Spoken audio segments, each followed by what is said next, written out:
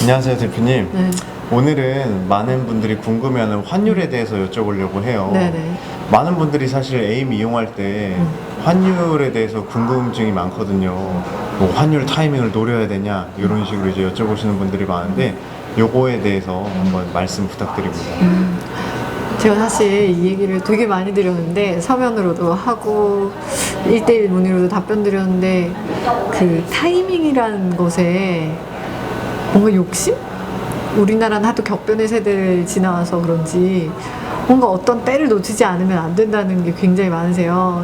우리는 기저자산들의 자산가치 상승을 향해서 가는 거고 그 기저자산들을 낮은 비용으로 굉장히 편리하게 사고 팔면서 세금도 안 내기 위해 미국이라는 국가 증시를 활용하는 거예요. 마치 아이들을 유학 보낸 거랑 똑같아요. 돈을 유학 보내는. 네, 돈을 유학 보낸 거죠. 맞죠. 돈을 유학 보내서 이 아이가 뭔가 교육을 받듯이 우리가 보낸 돈이 알아서 잘 자라요. 잘 자랐는데 나중에 본국으로 귀환시키겠다. 그럼 뭘 해야 되죠? 환전을 해야죠. 네, 일단은 비행기 타듯이 일단 자산을 팔아야 돼요. 아, 그쵸. 자산을 팔고 네네. 팔아서 다시 뭐가 생기죠? 그 자산을 팔았기 때문에 저한테 돈이 생기겠죠. 어떤 화폐로 생겼죠? US 달러. 네, 달러로 사서 달러로 돌려받는 거예요. 아, 네. 많이 올랐을 거예요.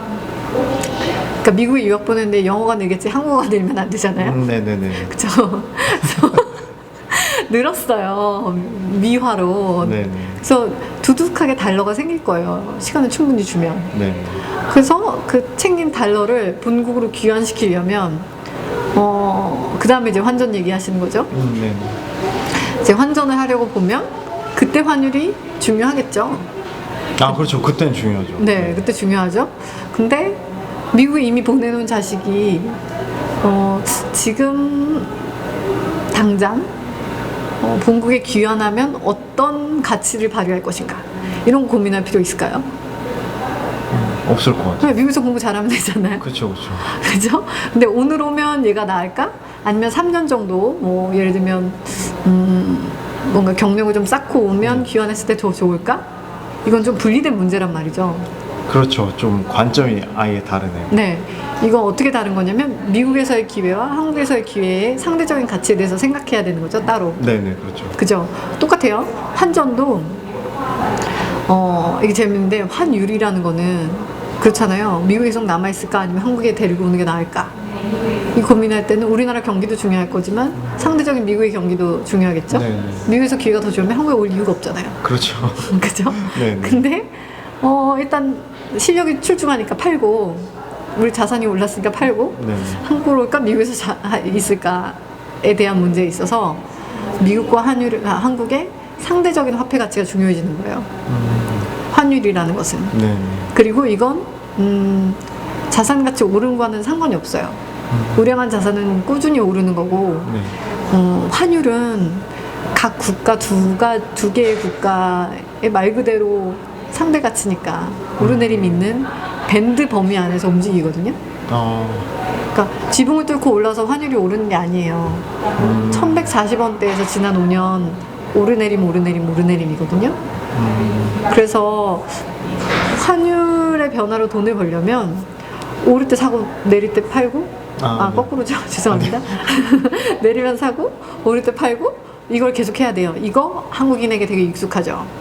코스피가 박스피라고 일정 범위 안에서 계속 오르내림 하던 거에 익숙하면 네. 뭘 자꾸 사고 뭘 자꾸 팔아야 될 것만 같은 거예요. 네, 그렇게 네. 변화폭이 높다면 네. 돈을 열심히 벌 수 있을 것 같죠. 수수료 다 제하고도 수수료만 해도 사고 팔면 꽤 비싸요. 환율은. 그렇죠. 환전 스프레드라는 게 붙거든요. 맞아요. 그거 한 0.5% 돼요. 에임은 많이 깎아놨지만 일반적으로는 0.5% 되는 거를 왔다 갔다 팔면 벌써 1% 까이잖아요. 그죠? 그 환전소 가면 사실 때 파실 때 다른 그걸 말씀하시는 네, 거죠? 맞습니다. 그래서 스프레드라고 표현하잖아요. 네네. 우리 다 알고 있는 거예요. 뭔가 사고 파는데 당연히 비용이 들겠죠. 네네. 저 맞아요. 최근에 들었는데 특히 달러 현물을 가져오는 거는 은행이 돈을 주고 사는 거라고 하더라고요.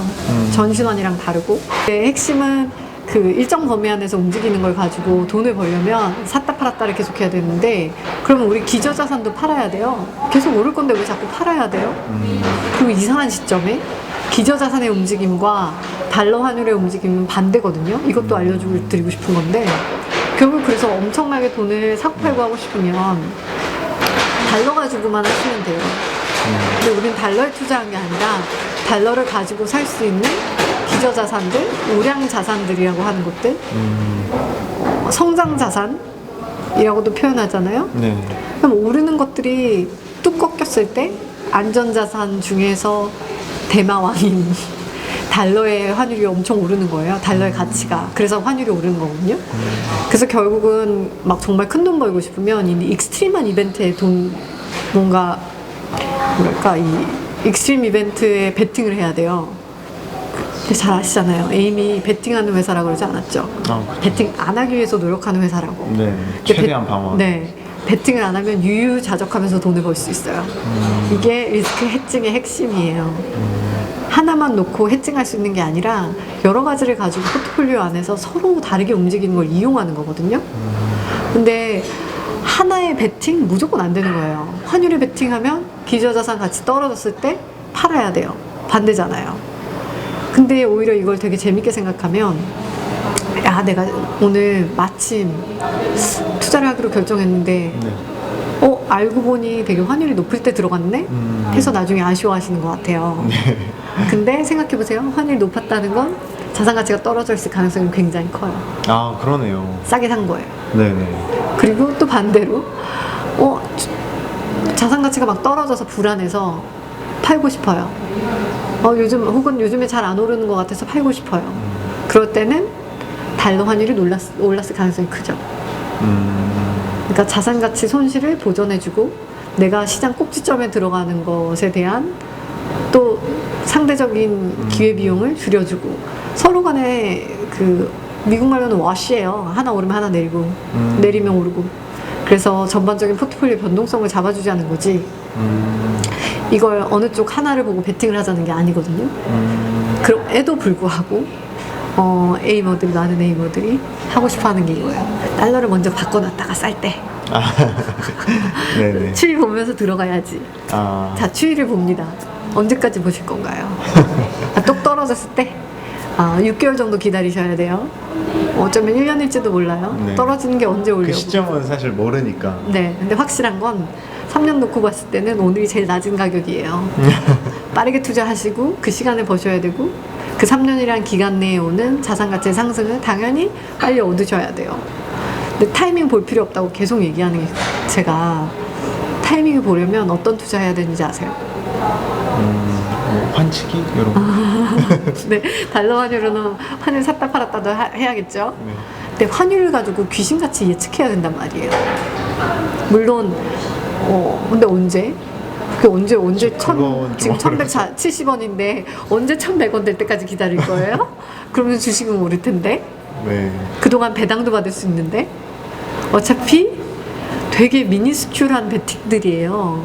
자, 단적으로 지난 5년 동안 달러 환율은 최대 움직임 폭이 15%입니다. 5년 동안. 아, 그렇죠. 맞아요. 5년 동안. 달러가 뭐 갑자기 3,000원, 4,000원 하는 건 아니니까. 네. 가장 낮았던 시점이 1,054원. 아, 1,054원. 네. 예. 가장 높았던 게 제가 찾아와서 보여드린 거예요. 1,238원. 아, 그 사이에 너무 폭의 차이는 그렇게 크지 않네요. 그 중간에서 거의 그러니까 움직였다가 좀 올랐다가 다시 내려왔다가 근데 이걸 단기간에 많이 해요. 그래서 환율은 단기적으로는 불안정해 보이지만 장기적으로 굉장히 안정적이라고 제가 얘기하는 거예요. 장기적으로는 밴드 안에서 움직이는 거고 상대 네. 가치니까 양쪽이 끌어당기겠죠. 네, 네. 시장 경기 좋을 때는 당연히 한국 원화가 강해져서 달러 환율 내려갈 거고 시장 경제 좀 둔하기거나 불안할 때는 신시장 떨어지면서 달러 오르고 그래서 환율 올라가고 서로 연결되어 있는 경제예요. 글로벌 경제는 이제 혼자 움직이지 않잖아요. 네네. 그래서 그 안에서 상대적인 가치 움직이는 동안 반면에 기저자산들은 끊임없이 오르내림을 반복하지만 궁극에는 지붕 뚫고 계속 올라요. 그래서 같은 5년 동안 미국 주식을 대변하는 S&P 500 네. 지수는 기저와의 가장 낮은 점과 가장 높은 점이 얼마 움직였게요? 환율이 15%였으니까 30, 40, 80% 움직였습니다. 80%. 네. 그러니까 되게 미니스큐한 무언가를 가지고 베팅하기에는 사실은 우리의 본 게임은 기저자산에 대한 거지. 그리고 많이 올랐을 때 팔면 달러로 들어온다 그랬잖아요. 그렇죠. 네, 네. 들고 있다가 환율 올랐을 때 파시겠다 굳이 말리지 않습니다. 그러니까 제가 원화를 할 때는 네. 그냥 원할 때 하면 되니까. 네, 네, 네. 그러네요. 네. 그래서 그 기본적으로 많이 말씀드리는 게 자산 가치의 상승을 네. 실현하는 수익으로 실현하는 시점과 네. 환차익을 실현하는 시점은 분리해서 생각하시면 된다. 근데 들어갈 때 분리하지 말고선 나올 때 분리하라고 얘기해요. 투자는 빨리 시작하고 투자는 많이 할수록 좋아요. 금액이 커야 수익이 많이 나거든요. 되게 네, 그렇죠. 너무 당연한 얘기인데 특히 안정성이 높은 에임이 추구하는 전략 같은 경우는 네. 하루 변동폭이 0.2인데 뭐 얼마만큼의 최적화를 하겠다는 얘긴지 그죠? 얼마나 더 기다려서 이미 20년 전에 투자를 시작하셔야 되는데 이미 많이 늦었어요. 그래서 빨리 투자 시작하시고 그 뭐랄까 소탐대실하지 마시고 합리적으로 자산 관리 하시면 좋겠습니다.